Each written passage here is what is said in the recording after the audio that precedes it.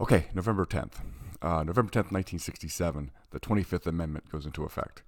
The 25th Amendment fixed some major holes in the Constitution, and what it did was it was the amendment that basically said if the president dies in office, vice president becomes president, and then the new president has to select somebody to be vice president.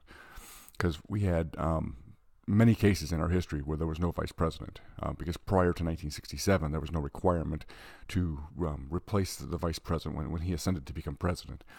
So, for instance, when John F. Kennedy was killed in 1963, there was no vice president. Lyndon Johnson did not have a vice president until he was reelected in 64. So for 14 months. In addition to that, we've had 7 vice presidents die in office, and there was no mechanism for replacing the vice president. So the 25th Amendment takes care of that. The other thing the 25th Amendment does is there's a mechanism by which you can remove a president for health reasons.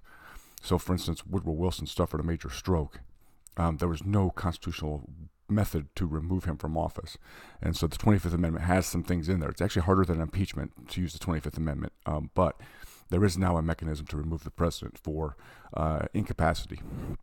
And finally, what happened was when Ronald Reagan went in for surgery, he was going to be under anesthesia. And so basically out of it. And he temporarily transferred power to George H.W. Bush while he was in surgery. Once he came out and he was awake again, then power transferred back to Ronald Reagan. So that's what the 25th Amendment did. It kind of cleaned up some of these things that had been out there. So again, there were many times in our history where we had no vice president. Now, line of succession would have just skipped him. It would have gone Secretary of State for a while, and then the amendment changed it. And now it's the Speaker of the House. So the line of succession was still intact, but there was just no vice president.